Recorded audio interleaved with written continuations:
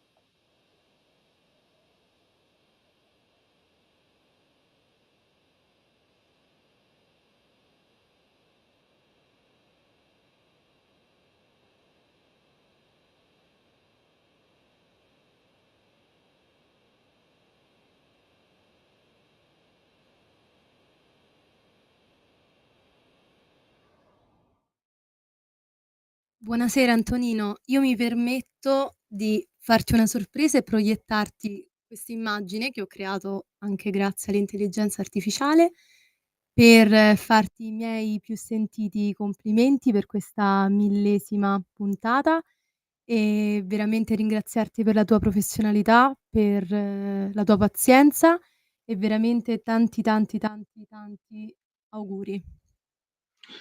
Cara Sveva, in queste tue parole che io penso di non meritare, voglio ringraziare chi da quella plancia comando sin dal 7 di settembre del 2020, un lunedì alle 10:30, mi ha permesso per 1000 volte di presentarmi ogni giorno, dal lunedì al venerdì, alle orecchie e agli occhi di chi ama questa radio, di chi la segue, di chi si riconosce nei valori e nelle idee di questa radio.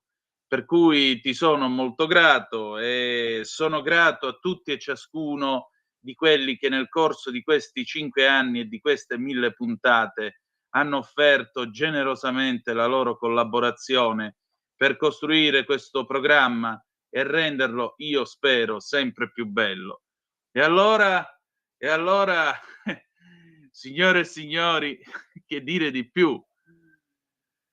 Per la 1000ª volta, amiche e amici miei, ma non dell'avventura, buonasera! Siete sulle magiche onde di Radio Libertà. Questo è Zoom, il drive time in mezzo ai fatti, puntata numero 1000.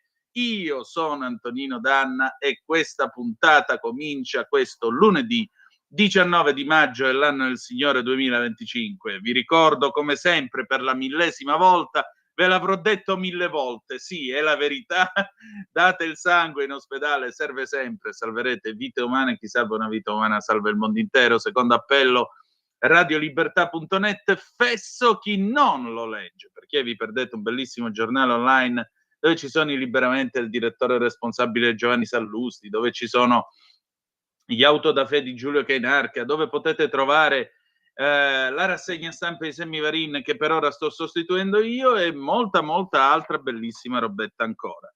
Il disco start con cui abbiamo cominciato, lo avete riconosciuto senza bisogno di grosse spiegazioni, è Baba O'Reilly degli Who, anno di grazia 1971. Sally, take my hand, we'll travel south across land, pour out the fire and don't look past my shoulder. E poi ancora, the Exodus is here, the happy ones are near, let's get together before we get much older. Eh sì, the happy ones siamo noi, ladies and gentlemen, che amiamo questo programma e ci ritroviamo tutte le sere in questa nostra sarabanda tra le ultime notizie e naturalmente tra la storia che ci passa davanti. In questo programma abbiamo raccontato un papa, abbiamo raccontato la morte della regina Elisabetta, abbiamo raccontato l'attacco del 7 ottobre, abbiamo raccontato l'elezione di Trump e molto altro ancora. In questi 5 anni è sembrato davvero di cavalcare attraverso un secolo. Dicono che il Novecento sia stato il secolo breve, ma gli anni tra il 2020 e il 2025 credo che bastino per riempire almeno 10 libri di storia. E la radio è questo, la radio crea una comunità e assieme abbiamo cercato di saperne un po' di più e di muoverci in mezzo ai fatti. E con questa promessa di essere tutto sommato fedeli a noi stessi e fedeli a quello in cui noi crediamo, che continueremo a offrirvi questo servizio finché voi lo vorrete, con la grande umiltà e con l'orgoglio di sapere che siete voi, con le vostre orecchie, con la vostra pazienza, con i vostri interventi, anche col vostro disappunto, a permettere a questo programma di andare avanti. Il vento nelle nostre vele siete voi. Bene, basta con la retorica, se no poi dopo divento anche abbastanza stucchevole. Un saluto a Giulio Cainarca che ha voluto questo programma e un saluto a Giovanni Sallusti che mi permette di farlo ancora, ovviamente. E che dire di più, bella gente? Allora, stasera la storia sta passando di nuovo davanti ai nostri occhi. Sono le 18, 24 minuti e 14 secondi qui sulle magiche onde di Radio Libertà e in particolare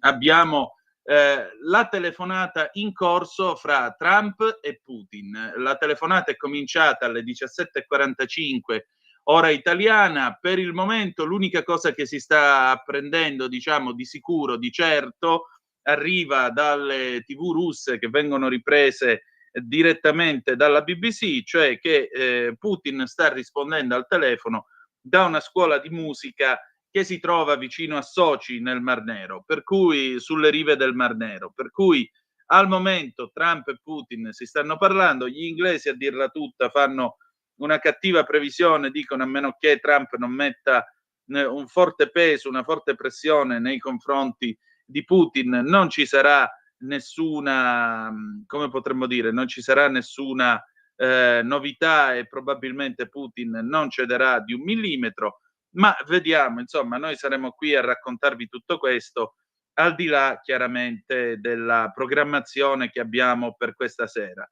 Nel caso, ovviamente, fermeremo le nostre differite, fermeremo i nostri interventi preparati per questa sera e vi racconteremo i risultati di questa telefonata. Sveva, allora, sulla zappa della radio c'è anche il diritto e rovescio di questa sera dell'implacabile Pierluigi Magnaschi. Se lo vuoi mandare, fai pure tra poco. Nel frattempo vi prevengo del fatto che le nostre coordinate, come sempre, sono 340 670 9659 se volete dire la vostra attraverso la zappa o WhatsApp, oppure il telefono, quando lo dirò io, 02 9294 7222. E allora diritto e rovescio.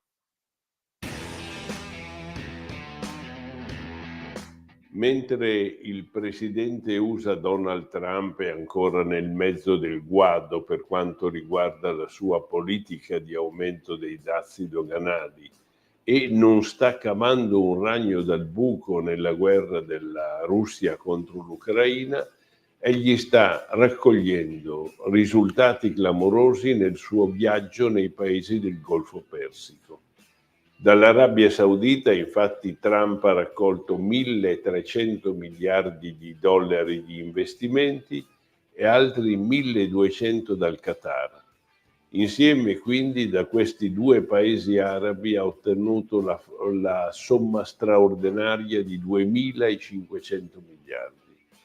In particolare, il Qatar ha acquistato dalla Boeing per 200 miliardi gli aerei civili USA che compensano in parte quelli persi con la Cina. Ma il meglio di questi incontri è il possibile riconoscimento di Israele da parte dell'Arabia Saudita, che non è ancora avvenuto ma che potrebbe avvenire. In tal modo si isolerebbe l'Iran rinverdendo gli accordi di Abramo che dovrebbero aprire i rapporti per paesi che si trovano nel corridoio che va dal Marocco all'Arabia Saudita passando per l'Egitto e Israele. Ricordiamo che è per impedire questo accordo che l'Iran scatenò l'eccidio del 7 ottobre nei kibbutz israeliani realizzato appunto dai suoi sicari di Hamas. Grazie come sempre a Pierluigi Magnaschi per il suo contributo con il diritto e rovescio. Intanto 2 minuti fa l'ANSA ha battuto questa notizia: incidente tra uno scolabus e un camion attorno alle 16:30 lungo la Pedemontana a Lomazzo, provincia di Como. È morta la maestra, una donna di 54 anni che sedeva sul sedile anteriore accanto all'autista del pullman. A bordo una scolaresca di bambini del 2018 di Azzate, provincia di Varese. I 2 feriti gravi sono l'autista del pullman e il conducente del camion. I bambini sono tutti illesi. L'incidente è avvenuto nel tratto che passa in galleria sotto la frazione di Manera. Sul posto, mezzi del 118, vigili del fuoco. L'autostrada A36 è chiusa al traffico. Le 18:29 in questo momento. Allora facciamo una cosa, Sveva. Passiamo al qui Parlamento con l'onorevole, andiamo in pausa e poi cioè jingle e poi qui Parlamento con l'onorevole Bordonali, per favore. Scusami Antonino, non ho capito, prima la pausa o prima il qui Parlamento? No, prima il jingle e poi qui Parlamento. Stai ascoltando Radio Libertà, la tua voce libera, senza filtri né censure, la tua radio.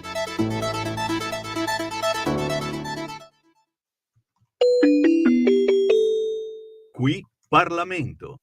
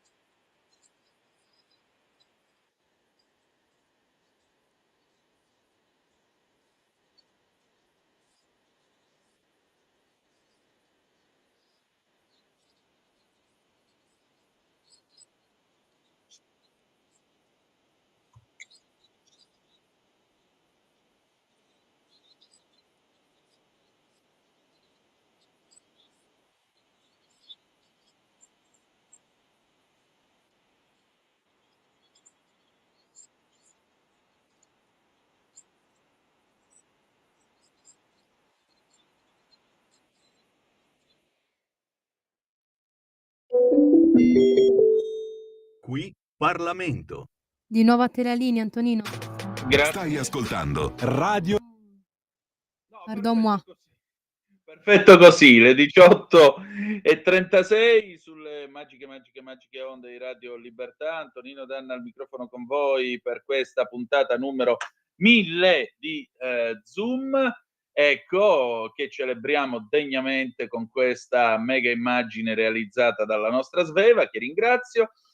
Allora, bella gente, mentre la telefonata tra Trump e Putin è ancora in corso, dovete pure tenere conto che c'è pure bisogno di tempo per la traduzione tra quello che si dicono i due, la BBC informa che, malgrado tutto, continuano ovviamente le battaglie, continua a infuriare la guerra e la BBC pochi minuti fa ha scritto proprio questo, ha fatto un riassunto di quello che è successo nelle ultime 24 ore. Nel corso della notte il Ministero della Difesa russo ha detto di aver distrutto un drone ucraino nella zona di Belgorod e altri 34 droni sono stati distrutti in Crimea e nella regione della Russia occidentale di Briansk. Le fonti russe dicono che è morta una donna a Belgorod. Nell'ultima ora, quindi poco prima che noi andassimo in onda, le forze armate ucraine informano di perdite a seguito di un attacco aereo russo nella zona di Kramatorsk, precisamente nella regione del Donetsk.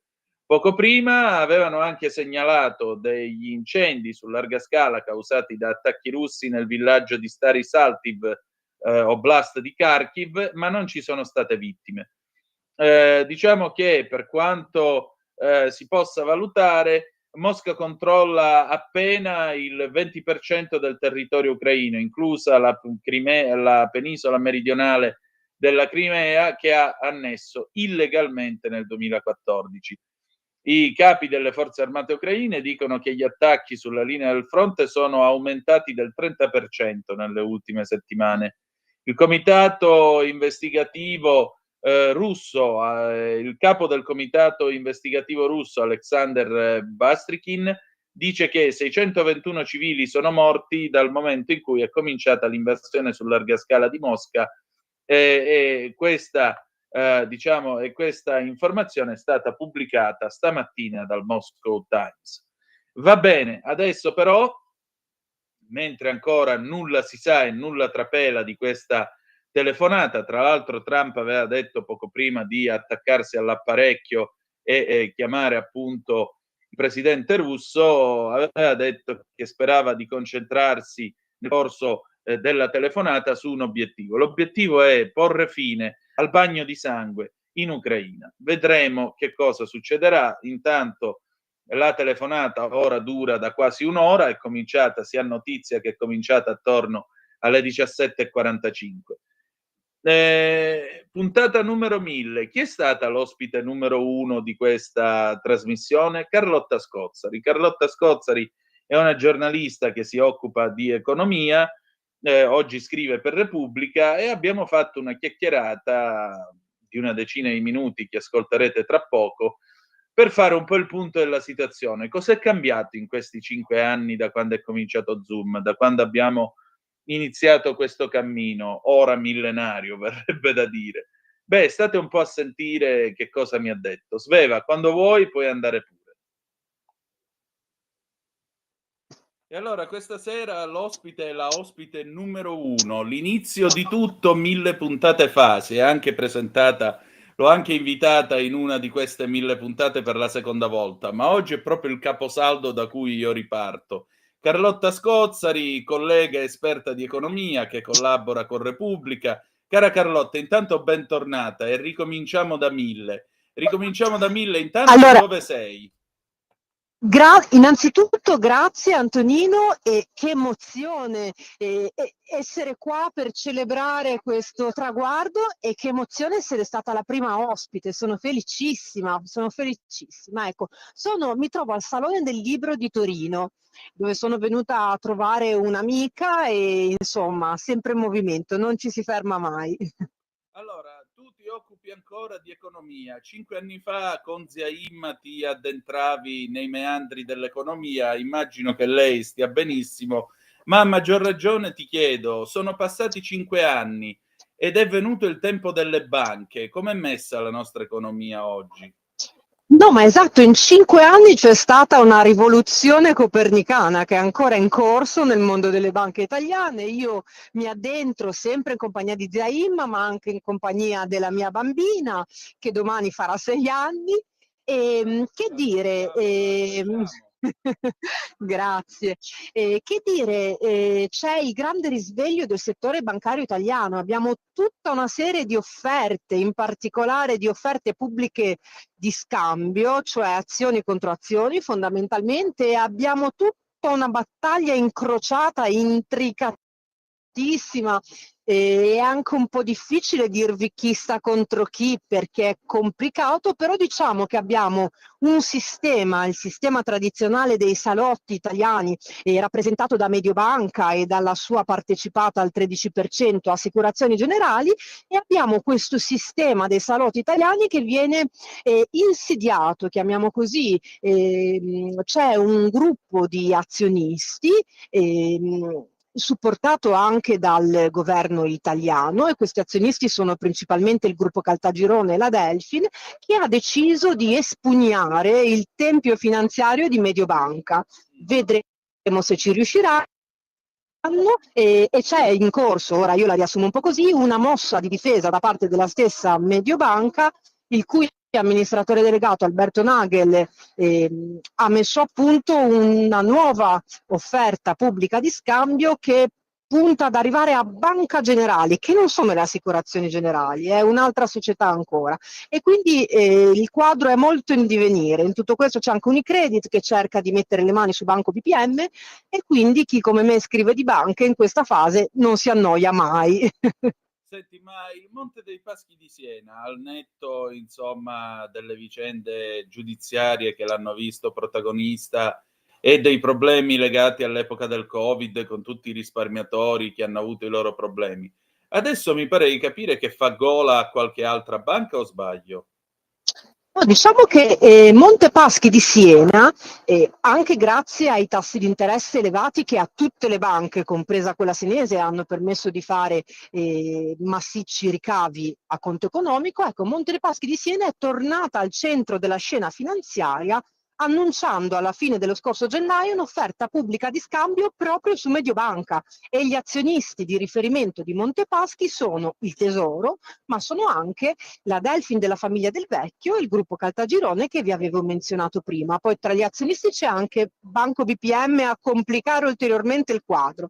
E quindi ha annunciato questa offerta pubblica di scambio su Mediobanca. I prezzi di borsa al momento richiedono un rilancio, però bisognerà vedere come la situazione evolverà. Sicuramente con questa mossa si è rimessa al centro del palcoscenico delle banche e della finanza, e ha deciso di giocarsela da protagonista, quando invece molti si sarebbero aspettati che venisse acquisita. Senti Carlotta, facendo un passo, diciamo così, una giravolta e portandoci più su questioni meno bancarie e più economiche. Avantieri mattina io in rassegna stampa leggevo da Avvenire un rapporto dell'Ocse. L'Ocse dice che nel nostro paese non solo gli stipendi sono bassi, ma a livello fiscale e tributario è come se ci fosse un incentivo a non guadagnare più di 35.000 euro l'anno. E allora come si fa a far crescere i salari prima di tutto, e secondariamente come si supera questa remora di quota 35.000? Allora, in Italia abbiamo un problema immenso che è quello legato ai salari. Ricordiamoci che c'è stata una inflazione a doppia cifra, soprattutto nel 2022, che non c'è stato un adeguamento dei salari all'inflazione. Questo ci rende uno dei paesi europei con i salari reali più bassi, e quindi sicuramente un modo per risolvere questo problema è quello di fare in modo di aumentarli. Io penso che il salario minimo, l'introduzione di un salario minimo, potrebbe essere un primo passo. Dopodiché il governo è più orientato a incentivare la contrattazione collettiva. Io non ho preclusioni per quel che mi riguarda, nemmeno rispetto a questo ovviamente, però dico che o tramite la contrattazione collettiva o mettendo un limite minimo, ma i salari devono per forza di cose aumentare, perché in Italia c'è un problema enorme di reddito. Tra l'altro negli ultimi anni, io vivo in una città come Milano dove i prezzi sono saliti in maniera molto maggiore che per l'inflazione. È anche vero, dicono in molti, che a Milano i salari tendono a essere più alti che nel resto dell'Italia, vero, ma il costo della vita in una città come Milano, che si propone di essere un grande centro europeo, sono diventati così alti che poi finisce che allora arriveranno solo i super ricchi grazie agli incentivi fiscali che ci sono, e chi ci ha sempre vissuto poi piano piano se ne andrà o si sposterà in periferia. Ecco, io vorrei scongiurare un'eventualità simile, e credo che un'azione mirata sui salari sia assolutamente necessaria e urgente. Carlotta, 5 anni fa era lunedì 7 settembre 2020 quando abbiamo cominciato. Uscivamo da un periodo Covid. Com'è cambiata l'economia italiana in questi 5 anni? Cosa si è accentuato e cosa si è perso? Allora, sicuramente i due argomenti di cui ho parlato sono stati centrali, cioè l'inflazione ha completamente rimescolato le carte. Noi 5 anni fa avevamo tassi bassissimi, tassi di interesse bassissimi, adesso sono aumentati, poi sono aumentati proprio per far fronte a un'inflazione galoppante, e adesso sono di nuovo in fase di riduzione, però difficilmente torneranno allo zero a cui erano prima del Covid. Quindi questo è un elemento economico fondamentale, perché ha cambiato completamente il quadro. La questione bancaria, cui facevo riferimento prima, è collegata anche a questo, perché le banche con i tassi alti hanno fatto soldi che le ha messe in condizioni adesso di poter appunto fare anche delle acquisizioni. La sto semplificando, ma è un po' così. Quindi ci troviamo in un'economia molto molto cambiata, e torno al punto di prima perché lo trovo urgente, come dicevo, in cui però un punto in cui però i salari restano più o meno quelli che erano 5 anni fa. Ecco, quindi forse qualche domanda dobbiamo farcela. Carlotta, per concludere, non ti chiedo ovviamente come andranno le cose tra 5 anni perché ci vuole la palla di cristallo, ma diciamo, sì. diciamo tra 6 mesi. Se tra 6 mesi noi ci risentissimo nel corso della puntata 1000 chissà quanto, come pensi che troveremmo la nostra economia e più in generale quella mondiale? Trump giusto ieri ha messo a segno accordi per 2.500 miliardi di dollari. Sì, io penso che tra 6 mesi però, con il cambiamento che c'è stato proprio a partire dall'America, dalle politiche di Trump sul commercio internazionale, penso che tra 6 mesi potremmo avere magari non una vera e propria recessione, però potremmo avere un PIL che comincia a dare segnali di arretramento o di debolezza, perché comunque l'introduzione di questi dazi da parte dell'America di Trump, benché poi in molti casi ci sia stata una correzione, hanno cambiato assolutamente le carte in tavola, e in peggio, perché i dazi sono inflattivi e recessivi, quindi cioè tendono a far aumentare l'inflazione e tendono a spingere le economie in recessione. E inoltre poi c'è una reazione dei mercati finanziari, e l'abbiamo vista, perché è quella che ha fatto fare un passo indietro al Trump, e mi riferisco ai movimenti dei treasury.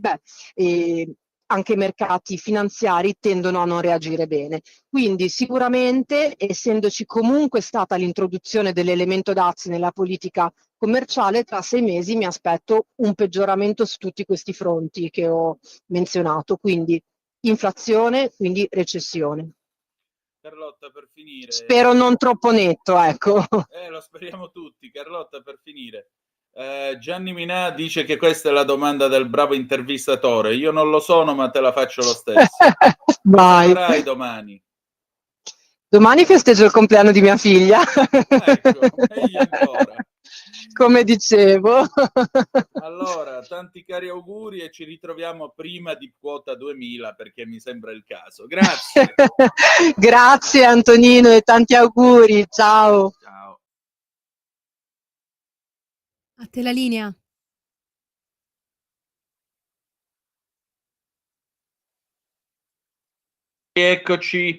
Rieccoci qua alle 18:50 minuti e 32 secondi sulle magiche onde di Radio Libertà. La telefonata tra Putin e Trump è ancora in corso, si sa però che dopo la chiamata il presidente americano parlerà al presidente ucraino Volodymyr Zelensky, parlerà anche ai leader di alcuni paesi che fanno parte della NATO e in particolare stamattina è stata registrata dalla CNN un breve colloquio con il vicepresidente Vance, il quale ha detto chiaramente che dal suo punto di vista Trump molto probabilmente chiederà a Putin se sia serio quando parla di pace in Ucraina e se abbia realmente la voglia di fare questa benedetta pace.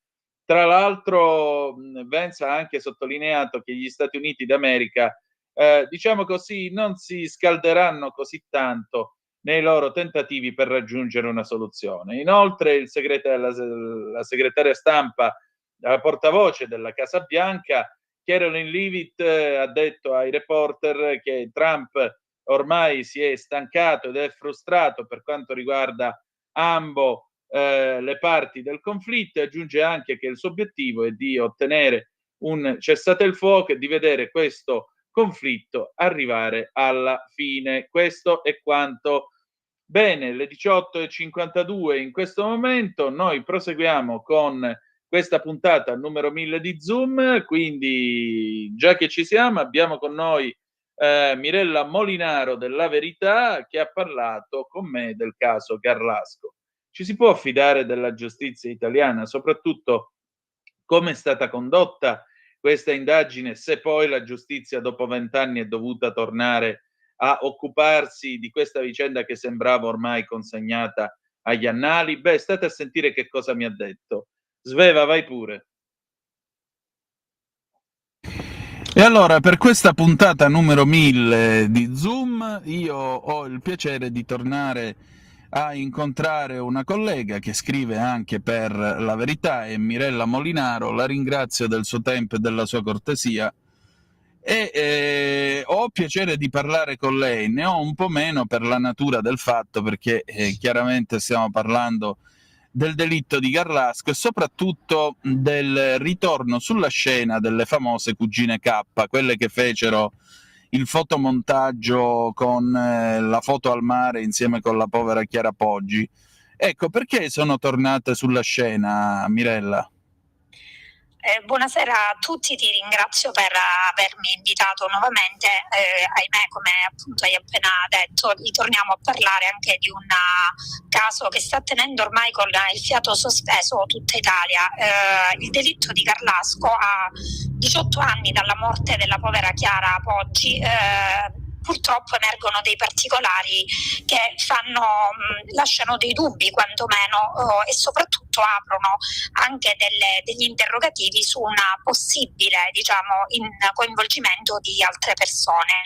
In questi giorni abbiamo visto comunque anche assistito a dei passaggi dal punto di vista proprio giudiziario, quindi c'è stata l'udienza preliminare per l'incidente probatorio e quindi è stato chiesto nuovamente praticamente che vengano fatti degli esami anche sulle cugine di Chiara Poggi. Le gemelle, quindi Paola e Stefania K, sono due ragazze, all'epoca avevano poco più di 18 anni, ricordiamo quando ci fu appunto il delitto di Chiara Poggi il 13 agosto del 2007. Oggi sono due professioniste affermate, Paola e Stefania hanno 41 anni, ritornano quindi sotto i riflettori per l'omicidio della cugina, però ricordiamo loro non sono mai state indagate e allo Stato nei loro confronti il GIP ha chiesto che vengano fatti appunto degli esami con il prelievo di sono le impronte digitali nello specifico, sì, che verranno prelevate appunto a Chiara, a Stefania e a Paola, perché all'epoca del delitto loro, dobbiamo ricordarlo, si offrirono di fornire tutta la loro disponibilità per chiarire qualsiasi dubbio, e quindi pur non essendo all'epoca dei fatti indagate vennero eseguite comunque su di loro le analisi per una comparazione del DNA che diede ovviamente esito negativo. Adesso quindi all'esito di questa udienza che si è svolta nei giorni scorsi, il giudice per le indagini preliminari ha deciso quindi che venga fatto un nuovo accertamento di natura appunto scientifica che vede dentro coinvolte una serie di persone, quindi nuovamente ritornano le gemelle K, come passarono poi nell'eco mediatica le cugine di Chiara Poggi, quindi e anche altri amici del fratello di Chiara Poggi. Perché? Chiediamoci perché ritornano sotto l'attenzione che non è a questo punto soltanto mediatica, certo. le cugine di Chiara, perché con la riapertura delle indagini sul caso di Chiara Poggi, che vede al momento, ed è opportuno anche ribadirlo e precisarlo, coinvolto come indagato soltanto un amico del fratello di Chiara, quindi Andrea Sempio, che al momento è l'unico indagato in questo nuovo filone di inchiesta. Infatti ci saranno anche nei prossimi giorni, praticamente sarà interrogato Sempio e anche nuovamente Alberto Stasi e Marco Poggi come persona informata sui fatti. Marco Poggi è il fratello della ragazza, della 26enne uccisa. Sempio quindi è un nuovo indagato praticamente dopo 18 anni dal delitto, perché sono emersi una serie di elementi che portano gli inquirenti ad avere quantomeno dei dubbi sul coinvolgimento di Sempio. Noi ovviamente ricordiamo ai nostri ascoltatori che per la morte di Chiara Poggi, questa ragazza che aveva soltanto 26 anni e che fu appunto uccisa nell'agosto del 2007, al momento abbiamo un unico condannato che fu l'allora fidanzato appunto Alberto Stasi, che è stato condannato in via definitiva, quindi a 16 anni per l'omicidio di Chiara. Diciamo che ci sono diversi elementi che fanno pensare adesso agli inquirenti, agli investigatori, che c'è qualcosa che non torna nel delitto di Garlasco. Perché? Perché ad esempio in questa nuova indagine è stato anche ritrovato, quindi ci sono anche degli elementi proprio materiali che quantomeno pongono degli interrogativi. È stato trovato un martello a Promello, in questa Tromello, vicino casa della nonna di Chiara. Quindi che fa K di cognome, questo? Ricordiamolo. Sì, quindi questo martello è un'arma utilizzata, quindi un'arma del delitto? Sono tutte delle domande che ovviamente gli inquirenti, e non solo noi lettori o giornalisti o semplici cittadini, ci stiamo ovviamente chiedendo. Quindi ritorna, ora bisogna fare chiarezza, così come lo chiedono a gran voce sia i legali della famiglia di Chiara Poggi, ma anche per loro ovviamente al momento la situazione dal punto di vista giudiziario è ben chiara, quindi con una responsabilità di Alberto Stasi.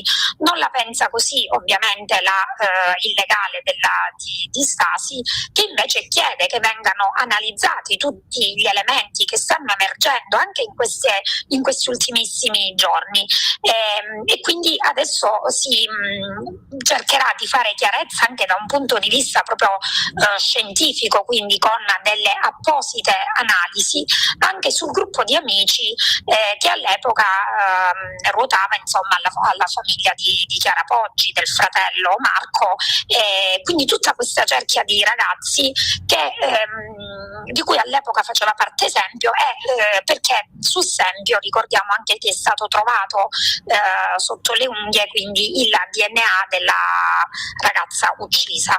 Quindi ci aspettiamo che quantomeno la scienza possa comunque chiarire dei dubbi che hanno gli investigatori, ma anche noi cittadini, perché come noi anche giornalisti, ma anche i criminologi, anche tutte le persone che da anni stanno un po' rincorrendo la verità sulla morte di Chiara, perché nonostante una condanna in via definitiva comunque ci sono state sempre delle ombre che non hanno fatto mai non hanno mai chiarito fino in fondo, almeno per la famiglia ad esempio di Alberto Stasi, qual è stata cosa sia accaduto quel giorno, e perché ora, come giustamente mi chiedevi all'inizio, perché ritornano? Appunto, Quindi... perché dopo quasi 20 anni tornare a occuparci di questa storia? Stai ascoltando Radio Libertà, la tua voce libera, senza filtri né censure, la tua radio.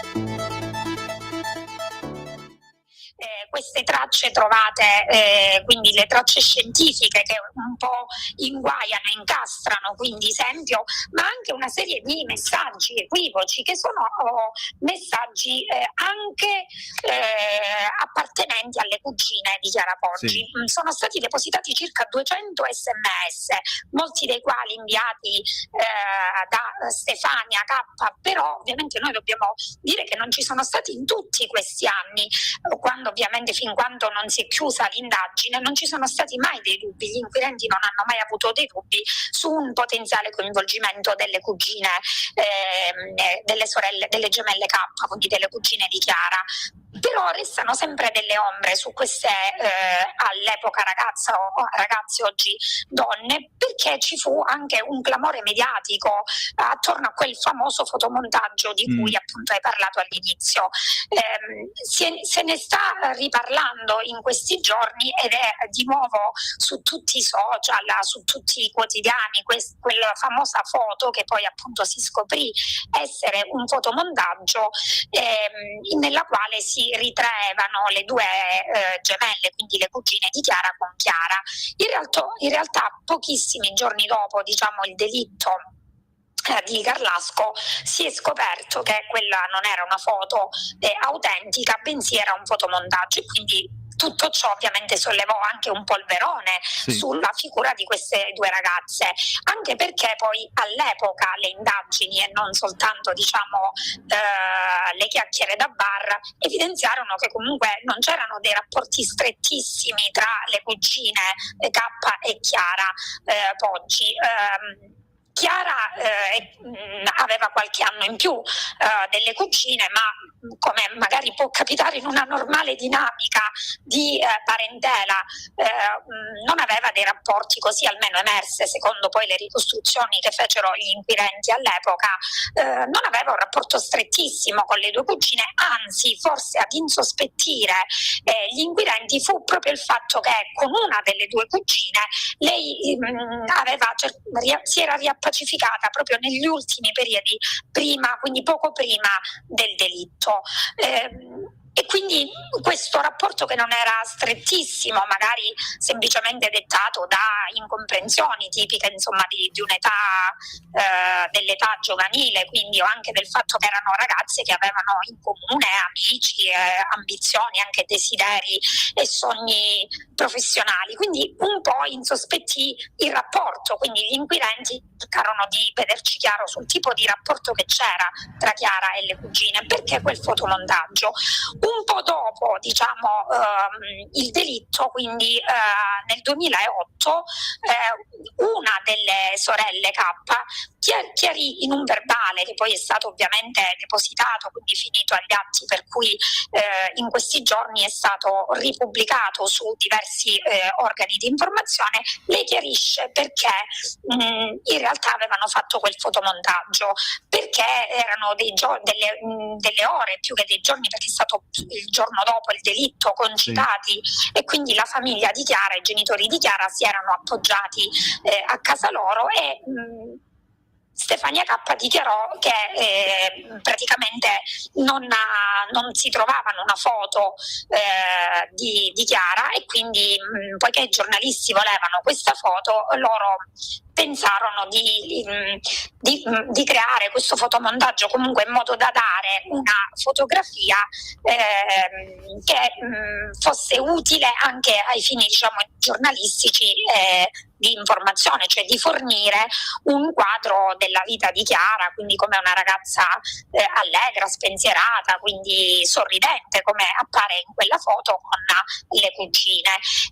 Perché c'è una frase anche molto singolare di quel verbale in cui la cugina di Chiara dice: perché mio zio, quindi il papà di Chiara, mi vietò di dare ai giornalisti una foto di Chiara e Alberto insieme, Alberto Stasi, quindi il fidanzato.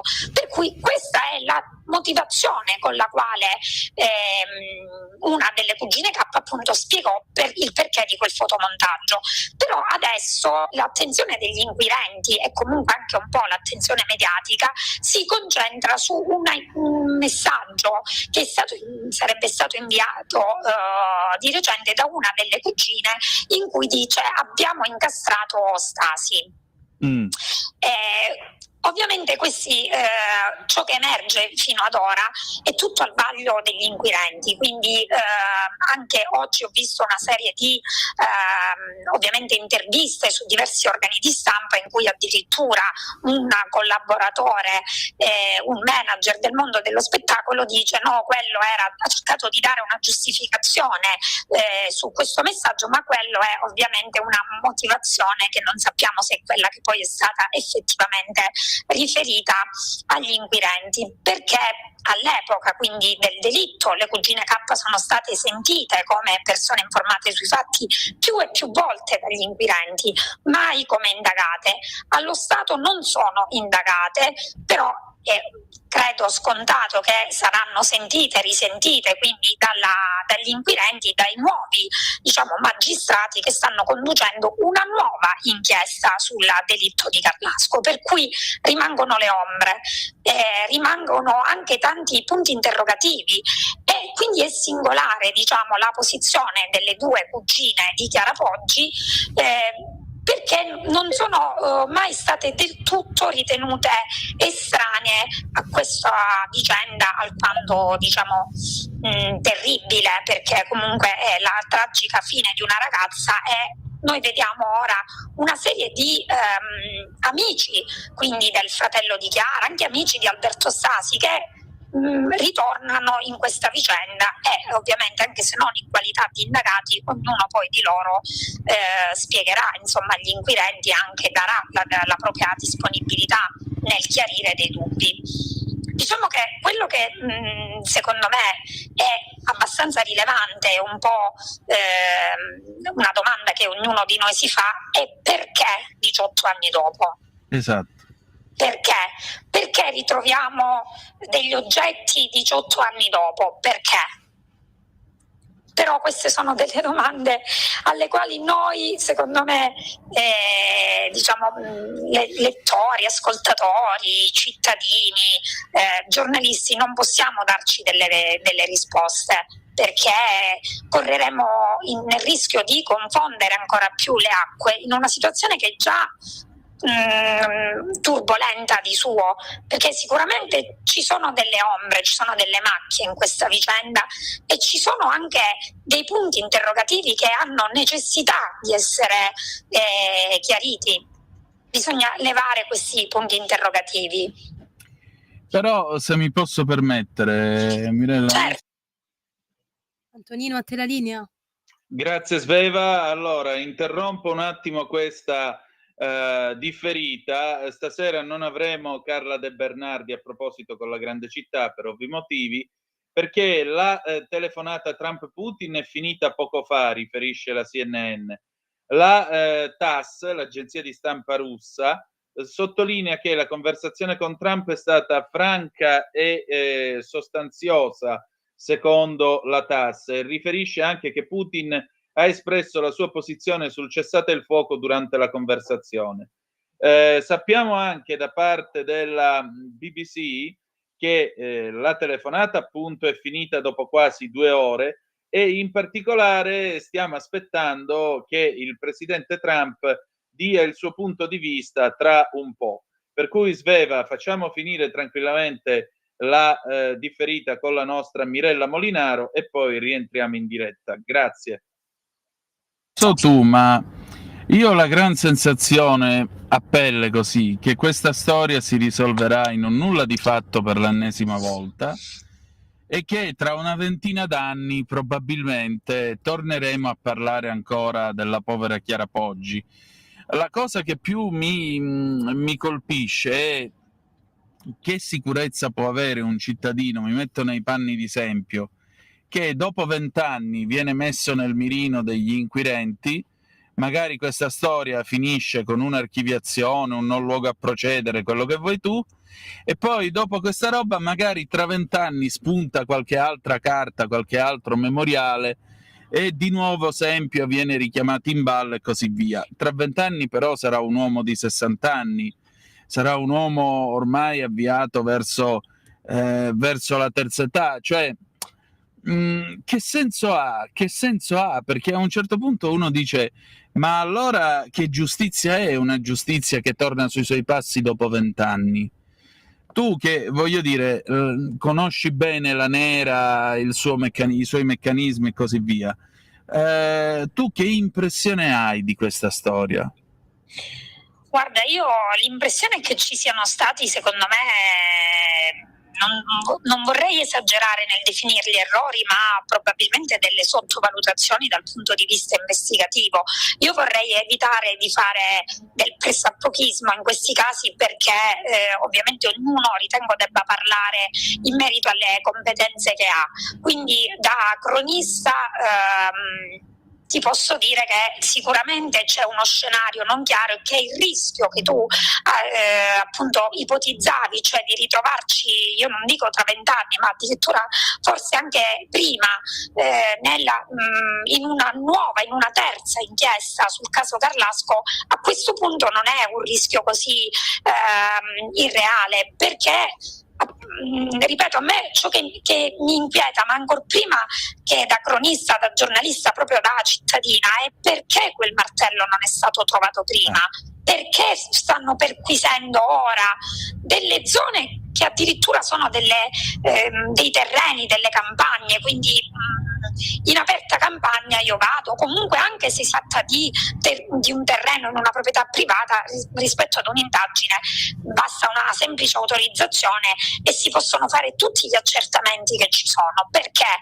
Però mi sorge anche un'altra domanda sulla quale pensavo proprio l'altro giorno quando scrivevo il pezzo per La Verità, per il quotidiano La Verità, proprio mentre stavo facendo il pezzo sull'incidente probatorio.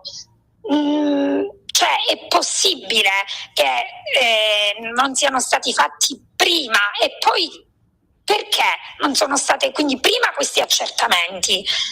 Magari sì, è stata un problema magari di, non lo so, negligenza, di pressappochismo, di indagini frettolose.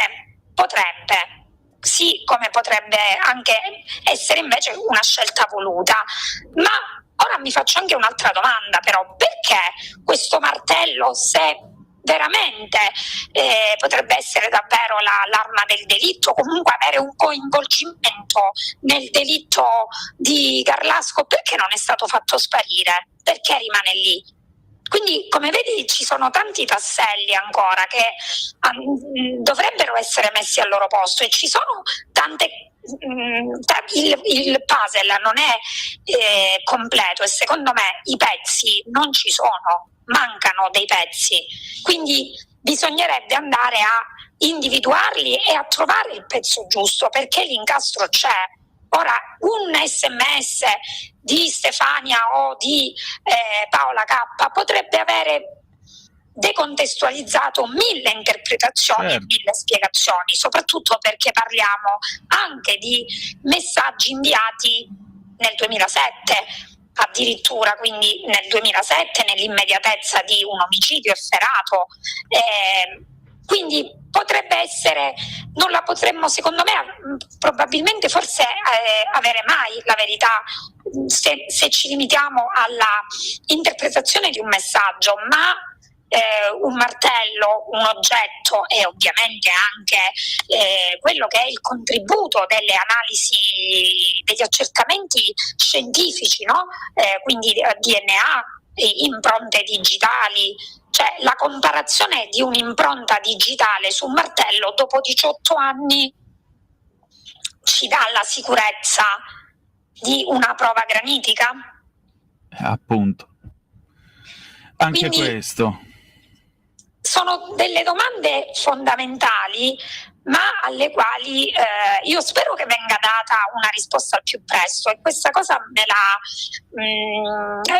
lo auguro, non solo per la famiglia di Chiara, non solo per, come dicevi tu, eventualmente ricostruire anche una verità che ridia una dignità a Sempio, se Sempio non dovesse avere alcun coinvolgimento. Non è giusto non la gogna mediatica, ma anche tutta la gogna giudiziaria che sta affrontando, perché ricordiamo anche che affrontare un processo in qualità di indagato non ha solo un peso da un punto di vista morale, psicologico, di immagine pubblica, ma anche un problema, diciamo, economico. Significa comunque affrontare un processo, quindi nominare un avvocato, significa comunque proprio avere la fedina penale sporca, quindi con tutto ciò che comporta, perché parliamo, come dicevi tu, di persone che hanno 37, 40, 41, le cugine K, quindi parliamo di persone che magari tra 20 anni avranno una vita distrutta se la verità processuale giudiziaria accerterà una loro totale estraneità, ribadendo che appunto le cugine K non sono indagate. Quindi adesso noi abbiamo i riflettori puntati da 18 anni, parliamoci chiaro, su persone che non sono mai state indagate, mai. Appunto. E se così fosse, un'altra domanda da porci è il ruolo di Alberto Stasi. Quindi Alberto Stasi è veramente colpevole? Ha fatto tutto da solo? È stato aiutato? Quindi, perché arrivare ad una nuova verità processuale significa anche rivedere la posizione di Stasi, anche se la famiglia di Chiara Poggi attraverso insomma i legali dicono quella pagina però è scritta perché c'è una responsabilità che è stata accertata e che non è di poco conto, ovviamente, perché c'è un coinvolgimento diretto nell'omicidio da parte di Alberto Stasi, tant'è che, ricordiamolo, Sempio risponde di concorso in omicidio. Al momento l'amico indagato è quindi Sempio è indagato per concorso in omicidio. Quindi ci sono tante cose ancora da chiarire e sono tutti elementi fondamentali, perché, ripeto, una nuova verità processuale deve però darci la certezza che tutto ciò che è stato fatto, io parlo processualmente, quindi dal punto di vista giudiziario, penale, su Alberto Stasi è stato finora corretto. Quindi Stasi rimane indagato, condannato, sta scontando una pena, però probabilmente se dovesse venire fuori una responsabilità di altre persone non ha fatto tutto da solo. E allora, a maggior ragione, seguiamo gli sviluppi di questa vicenda. Mirella, grazie del tuo tempo. Grazie a voi. Stai ascoltando Radio Libertà. la tua voce libera, senza filtri né censura. La tua radio. Di nuovo a te la linea, Antonino. Grazie Sveva, allora grazie anche alla nostra Mirella Molinaro per la verità. Solo una piccola precisazione: la casa di Tromello era della nonna delle K, non di Chiara Poggi. Detto questo, allora riprendiamo la linea. Da questo momento il telefono è aperto, 0292947222, perché Putin ha rilasciato una prima dichiarazione a proposito di questa telefonata con Trump, informa la BBC. Che cosa accade? Apprendiamo adesso dei report da parte dei media statali russi e a proposito dei commenti fatti da Vladimir Putin a seguito della sua telefonata con il presidente americano Trump. È stata una conversazione molto esaustiva e direi abbastanza franca, e anche molto utile sotto questo aspetto. Prima di tutto ho ringraziato il presidente americano per l'aiuto americano volto a riprendere i negoziati diretti tra Russia e Ucraina su un possibile accordo di pace. Il presidente americano ha espresso la sua posizione su un cessate il fuoco. Da parte mia ho sottolineato che anche la Russia è a favore di una conclusione pacifica della crisi ucraina. Dobbiamo semplicemente determinare i metodi più efficaci per muoverci verso la pace. Quindi è una dichiarazione un po' ambigua, lo possiamo dire, un po' fumosa, però l'idea di fondo è dobbiamo trovare i mezzi giusti per muoverci verso la pace. Dall'altro lato viene apprezzata anche la possibilità di negoziare direttamente con gli ucraini. Quindi qualcosa c'è, qualche mezza concessione c'è, bisogna vedere adesso se la Russia mostrerà questo effettivo desiderio, questa effettiva volontà di chiudere una guerra che dura ormai da 3 anni e che certo non è stata vantaggiosa per nessuno. Le guerre non portano mai vantaggi a nessuno e non portano mai pane a casa. Comunque, ad ogni buon conto, questo è quello che apprendiamo per adesso dai media internazionali. Andiamo a dare anche un'occhiata a questo punto della sera, andiamo a vedere pure la TASS che cosa batte in proposito nel suo servizio in inglese. Vediamo un poco che cosa c'è. Ecco qua. Si parla ovviamente della telefonata tra Trump e Putin. Andiamo a vedere. Vediamo un po', adesso si dovrebbe caricare. Trump e Putin sono iniziati, questa ancora non è aggiornata. Il servizio in inglese della TASS non è ancora aggiornato. Vabbè, avremo Antonino, modo c'è poi. una chiamata? Sì, pronto, chi è là? Ciao Antonino, sono Vito, mille Ciao, di queste Vito. trasmissioni, la tua è una trasmissione molto interessante, ricca di contenuti, di informazioni, ma anche di musica e di molte piacevole e abbastanza completa, quindi mille di queste trasmissioni. Del resto, non a caso, mi pare che tu abbia vinto un microfono d'oro, non è che l'hai già venduto? No, l'ho vinto insieme a Lorenzo Viviani, lo voglio ricordare, anzi, Lorenzo palesati e che cavolo, è il minimo. Lorenzo, aspetta, ti ricordi quando facevamo quello scherzo a Lorenzo sulla balena bianca, Moby Dick? Ah sì, ma quello è stato Carnelli. Sì, facemmo quella cosa in voce. Allora, da lì mi partì un'idea di un libro, Moby Dick. Moby Dick è la balena quindi Pinocchio, la balena bianca, la discriminazione, l'amico immaginario, e ho completato proprio in questi giorni un libro che si intitola Moby Dick, la balena bianca e Vito detto Vitocchio, che ne combinava uno o più di Pinocchio.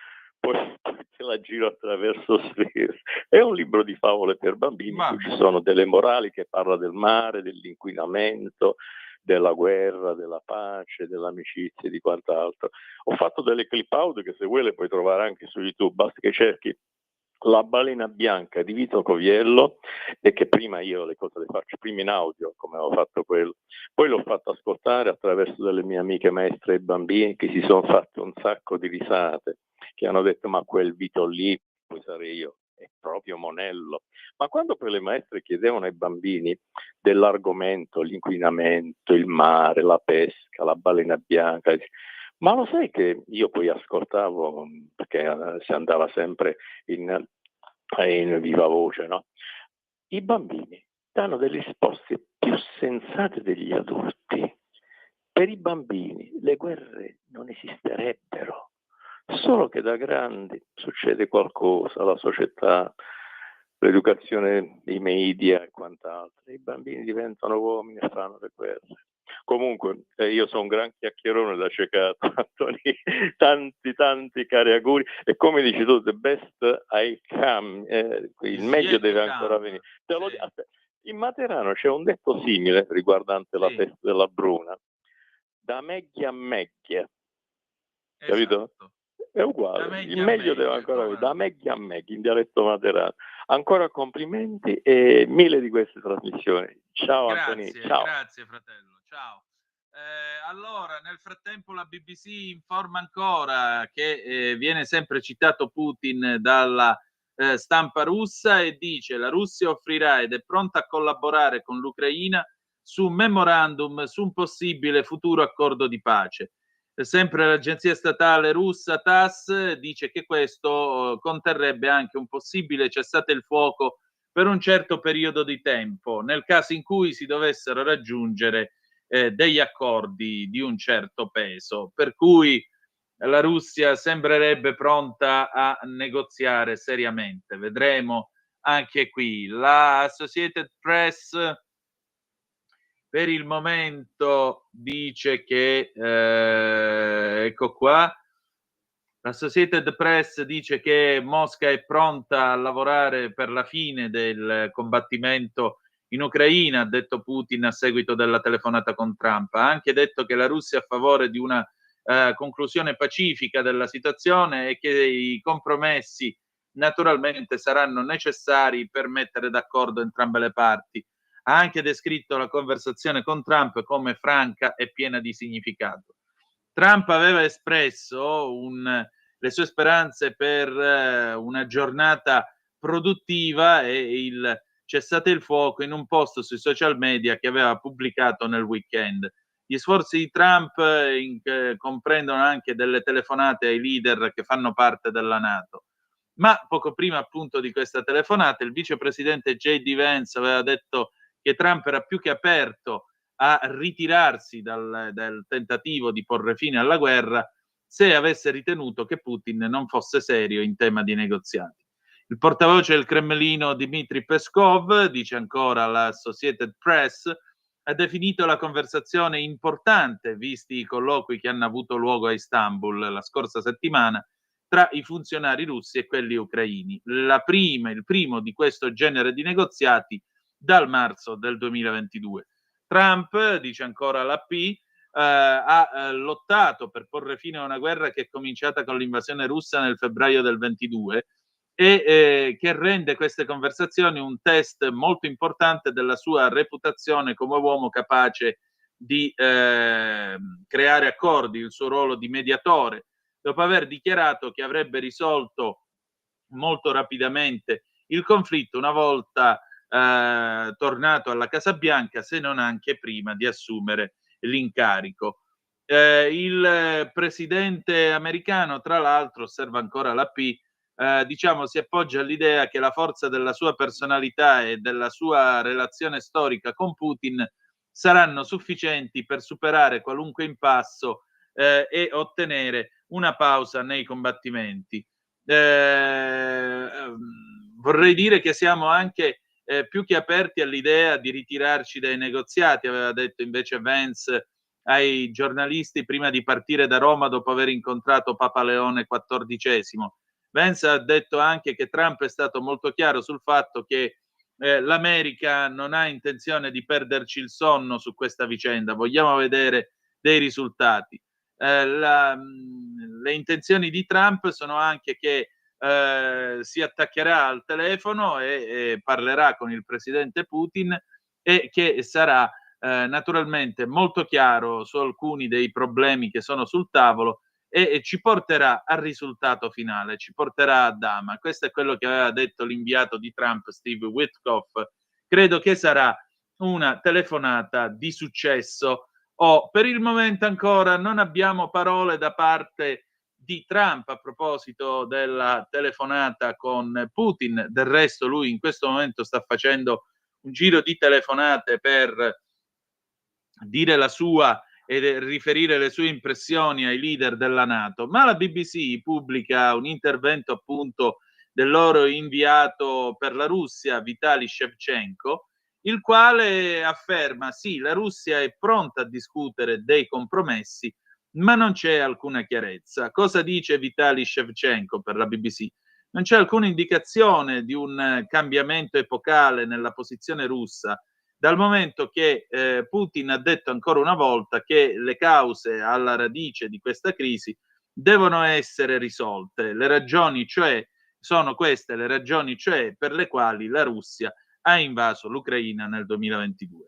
In ogni caso lui, diciamo così, solleva la possibilità di un memorandum congiunto con Antonino, l'Ucraina. scusami, c'è una chiamata.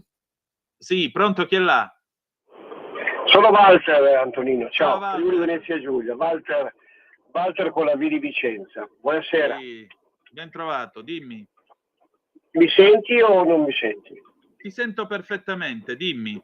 Ah, perfetto, grazie. Allora, no, volevo intervenire su questa questione Russia, America e quant'altro. Sì. Io ho un collega che si occupava come me di biotecnologie applicate, che ha sposato una russa e che quindi vive in Ucraina. Ok, vive in Ucraina, si sta costruendo anche una dacia, eccetera, eccetera. Allora, una cosa che va sottolineata, al di là dei commenti che vengono fatti dalle varie agenzie, bisognerebbe anche tornare un pochettino a quella che è la base del ragionamento. I russi sono ortodossi e quindi in questo momento, adesso te la dico in friulano, Antonino, allora per noi in Friuli la parola TASS vuol dire tace, quindi perché non si capisce che cosa pensa la Russia?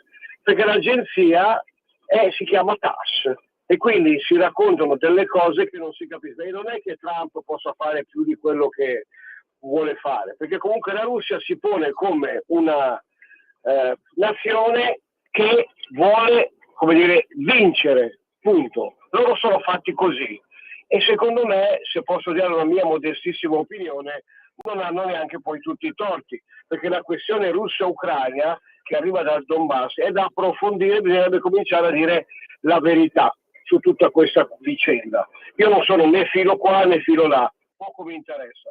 Poi ti volevo dire un'altra cosa, e questa cosa invece va un po' contro il ragionamento che abbiamo fatto l'altra volta per la questione di quello che sono le icone della sinistra. Sì, fermati un attimo 10 secondi che siamo in ritardo. Jingle e torniamo. Per la tua pubblicità visita il sito radiolibertà.net. Ecco qua, Walter, la mamma di Regeni abbia il diritto di sapere come è morto il figlio. Però anche noi avremmo il diritto di sapere come cittadini il perché è accaduta questa cosa.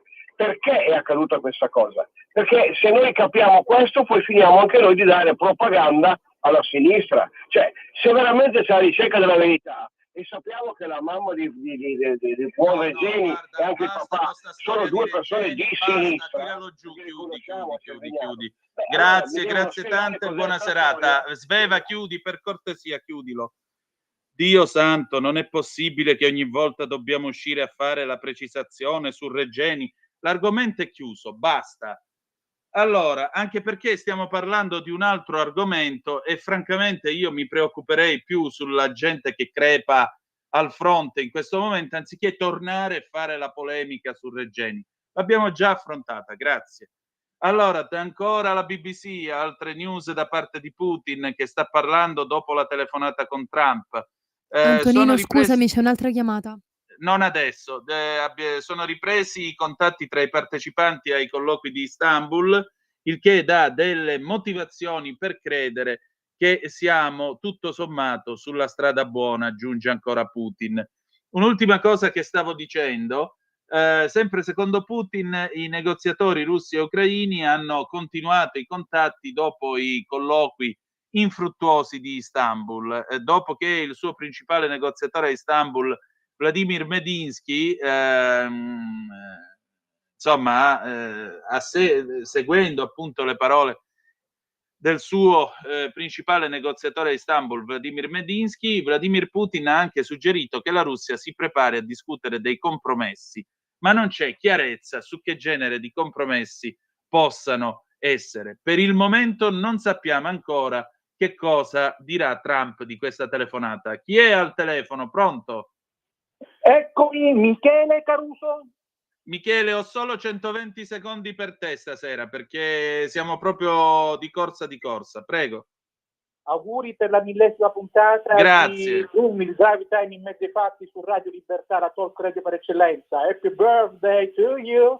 Un saluto noblesse oblige, Madame Monsieur, comment ça va? Dunque, non potevo mancare alla 10ª puntata festeggiando questo che è un rotocalco di infotainment premiato con il microfono d'oro nella stagione scorsa meritoriamente. Dunque, il punto di Michele Caruso. Sabato 17 maggio 2025 scorso è stata la giornata internazionale contro l'omofobia, che è un tema che mi sta molto a cuore. Dunque il messaggio del Presidente della Repubblica in occasione della giornata destinata alla sensibilizzazione dell'opinione pubblica contro ogni forma di discriminazione nei confronti delle persone LGBTQ+. Il Presidente della Repubblica Sergio Mattarella, in occasione della giornata internazionale contro l'omofobia, ha rilasciato la seguente dichiarazione: 35 anni fa l'Organizzazione Mondiale della Sanità decise di rimuovere l'omosessualità dall'elenco delle malattie mentali, ponendo così fine a una classificazione insensata e segnando l'inizio di un cambiamento culturale e sociale sulla strada della pari dignità dei cittadini. I dati più recenti dell'Agenzia dell'Unione Europea per i diritti fondamentali ci ricordano tuttavia che il cammino da percorrere contro le discriminazioni è ancora lungo. Troppe persone sono ancora vittime di episodi di bullismo a causa del proprio orientamento sessuale, di violenze spesso consumate nel silenzio degli ambienti familiari, vivono nel timore di poter essere se stessi. Contrastare ogni forma di emarginazione è un dovere sancito dalla Costituzione, rafforzato dagli impegni assunti dall'Italia a livello internazionale, un principio che deve vivere nella realtà quotidiana, senza che nessuno si possa sentire leso nella sua dignità, secondo il principio del neminem ledere, e senza che venga schernito, insultato, offeso, aggredito soltanto per il suo orientamento sessuale, la sua condizione umana. È un patrimonio comune che deve vedere il coinvolgimento attivo, consapevole e responsabile di ciascuno. Il tema della giornata che c'è stata è il potere. È caduta la linea, niente. Comunque sì, hai ragione. Altra telefonata, pronto, chi è là? Sì, pronto, ciao, sono Mondoro. Ciao, dimmi. Allora, sì, no, avrei 100.000 cose da dire, ma non dico una sola. Legge MLK. Io quando dico legge MLK mi viene in mente la l'azione K. Oppure quella del militare. Ok. Che significa 0 morti, 0 figli. E poi il resto la prossima puntata. Ciao. Fratello mio, ma da dove chiami? Che si sente il vento di sottofondo, benedetti Dio, non ho capito niente. Sai che il vento di sottofondo alle Canarie si chiama Aliseo, che è il vento costante, quindi c'è sempre vento, qualunque volta, qualunque ora, tutti i giorni. E si chiama straordinario. È quello che ha permesso a Cristoforo Colombo di arrivare in America. Punto. Straordinario. Ciao. Grazie a te, ciao. Va bene, andiamo avanti. Sveva, ci sono altre telefonate? Se ci sono, pronto, chi è là? Ladies and gentlemen, siamo qua per... non ci sono altre telefonate. Benissimo, sono le 19, 37 minuti e 36 secondi, quindi noi ora facciamo un riassunto di quello che è successo nelle ultime 3 ore. Dopo una telefonata che è durata circa 2 ore tra Trump e Putin che rispondeva non dal Cremlino ma da una scuola di musica vicino a Sochi, nota residenza e località per i bagni dei russi sul Mar Nero, la conclusione di questo fatto è che Putin ha definito la telefonata molto positiva, molto utile, ha detto che si può cominciare a pensare a un memorandum di intesa tra i russi e gli ucraini per arrivare alla fine di questa guerra e si può pensare finalmente diciamo così, a parlare delle cause che sono state, a eliminare le cause che hanno portato all'inizio di questa guerra nel 2022. Tra l'altro, per quanto riguarda la possibilità di un cessate il fuoco, lui dice il cessate il fuoco lo possiamo discutere all'interno di questo memorandum nel momento in cui i problemi, diciamo, principali, i problemi più importanti, più urgenti, che dovranno essere discussi anche grazie alla trattativa diretta tra fermi tutti. Allora, la notizia è la storia. Trump dice che la Russia e l'Ucraina cominceranno immediatamente i negoziati per il cessate il fuoco. Viene battuto in questo momento dalla BBC. Il presidente americano Donald Trump ha appena postato sul social Truth a seguito della sua telefonata di 2 ore con il presidente russo Vladimir Putin. Dice che la telefonata è andata molto bene, ha aggiunto anche che la Russia e l'Ucraina inizieranno immediatamente i negoziati per un cessate il fuoco e, cosa più importante, per porre fine a questa guerra. Quindi da un lato i russi dicono, da un lato Putin dice ok, siamo sul binario giusto, dovremo discutere, ci sarà un memorandum, dall'altro lato però Trump svela, dice russi e ucraini inizieranno immediatamente i negoziati per un cessate il fuoco. A questo punto, giustamente, anche tu, cara Sveva, mi poni questa domanda. Non lo so, però è chiaro che nel momento in cui Trump fa un annuncio del genere, ci sta mettendo la faccia. Se poi questo accordo sul cessate il fuoco non arriva, lui ci perde la faccia. È un uomo che ha un ego molto smisurato come lui, poi dopo si incazza. Quindi non so fino a che punto Putin può tirare la corda con lui. Per cui io credo che si riuscirà a raggiungere un cessate il fuoco. Io questo lo credo, insomma, lo credo possibile. Non ti dico al 100%, però diciamo al 65-70 massimo, via. Allora, intanto qualcuno di voi mi ha mandato delle zappe. Auguri Antonino, 100.000 di questi giorni, ti voglio bene. Nella da Novara, pure io te ne voglio. 1000 complimenti per 1000 migliaia di puntate. Mariermi, grazie. Ancora Carlina mi manda questa bellissima tazza col mio faccione. Oggi vado a 1000 con la mia voglia di far faville. Grazie Carlina, lo trovo splendido. Insomma, potrebbe essere davvero il momento giusto, almeno questo è quello che Trump sembra suggerire al seguito, al termine di questo, o meglio, nel corso di questo post che ha messo su Truth. Ora tra poco la BBC pubblicherà il resto del post, ovviamente questa è una breaking news, però riassumendo il concetto è questo: al termine della telefonata, da un lato Putin dice facciamo un memorandum d'intesa con gli ucraini e all'interno di quel memorandum gestiamo anche un cessate il fuoco. Dall'altro lato Trump dice no, cominciamo direttamente i negoziati, cominceranno immediatamente i negoziati e di conseguenza tratteranno come si dice, i russi e gli ucraini direttamente. Insomma, questo è quello che, diciamo così, sembra essere in campo. Ora vediamo se ce la facciamo, vediamo se questa cosa succede. Adesso aspettiamo tutto il resto del testo, naturalmente il resto del testo che è stato postato da Trump su Truth e vediamo che cos'altro accade. Io vado a dare un'occhiata su Instagram, scusate, perché di solito Trump mette anche le cose su Instagram. Ovviamente io sono un suo follower per ovvi motivi. Trump, The Real Donald Trump, eccolo qui. Vediamo un po'. No, c'è ancora la fotografia di Biden. No, c'è ancora la fotografia di Biden, ancora non è stato postato il resto, non è stata postata la dichiarazione su Instagram. Vabbè, vorrà dire che aspetteremo la BBC per potervi dare la traduzione, per potervelo tradurre in diretta, insomma, questo post con cui il presidente Trump ha annunciato l'inizio di questa discussione. Vediamo, di questi negoziati. Sulla pagina ufficiale di Trump per adesso non c'è niente, c'è solo ancora il video del viaggio negli Emirati Arabi Uniti, quindi niente, aspettiamo e tra qualche minuto sapremo. Nel frattempo 0292947222 se volete essere dei nostri, se volete dire la vostra. E stasera ci prendiamo qualche minuto in più, Sveva, ti chiedo scusa, ma aspettiamo di diciamo così, di vedere un po' che cosa succederà, che cos'altro ha scritto Trump su Truth Social. Proviamo a fare una ricerca così, perché naturalmente interessa a tutti noi leggere tutto il testo della sua dichiarazione. Vediamo un po'.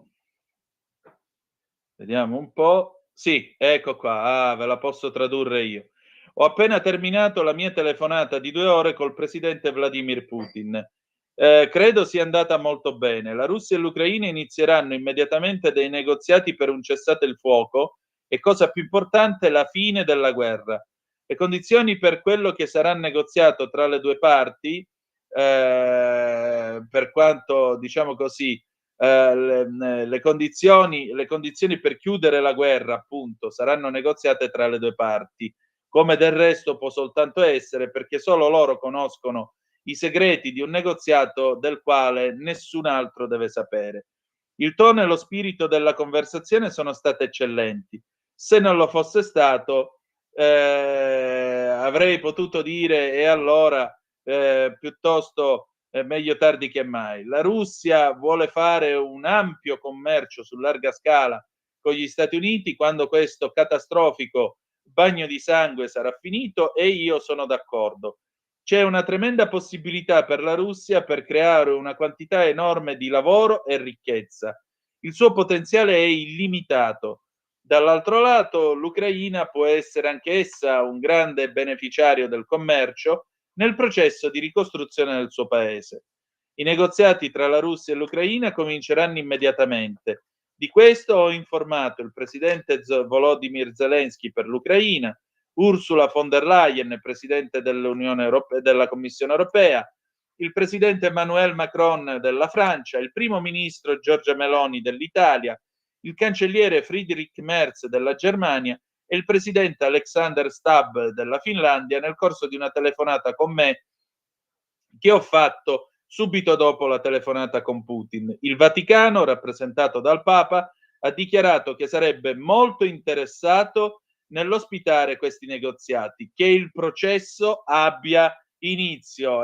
Trump si tira dentro anche il Vaticano, attenzione, perché qua il discorso, vedete che l'offerta appunto fatta dal Papa, da Leone, che ha voluto riprendere questo nome Leone proprio sulla scia di Papa Gioacchino Pecci, l'uomo che portò la Chiesa al centro della mediazione diplomatica mondiale a cavallo tra l'Ottocento e il Novecento. Vedete che la cosa a questo punto comincia a ingranare.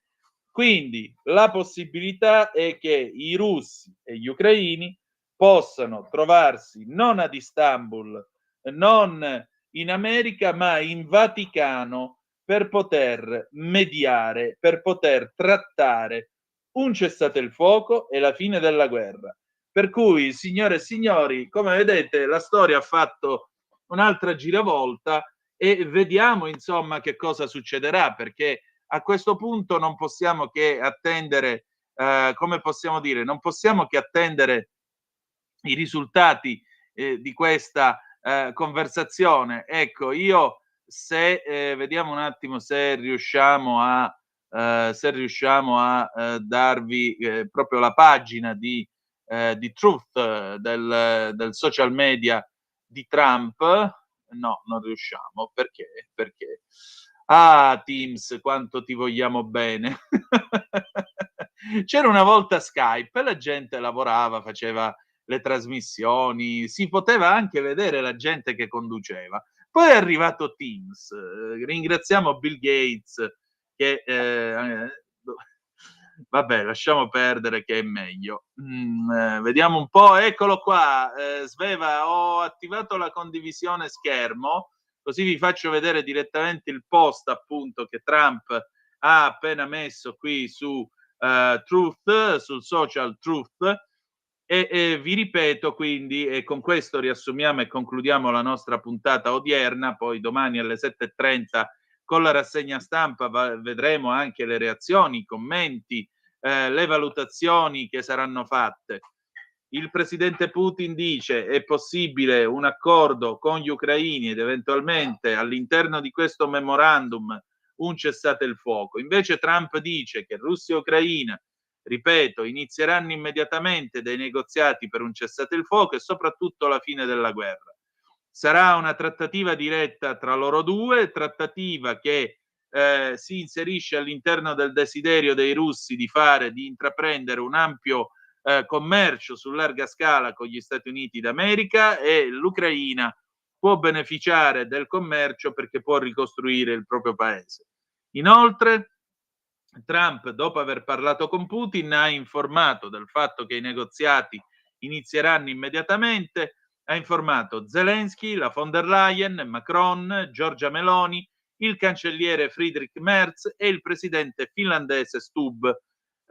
Il Vaticano, rappresentato dal Papa, ha dichiarato che sarebbe molto interessato nell'accogliere e ospitare i negoziati, che il processo abbia inizio. Questo è quanto Donald Trump ha scritto pochi minuti fa su Truth, il suo social media. Bene, con questa speranza di pace, io vi ringrazio, lo trovo un bel regalo per questa puntata numero 1000 di Zoom.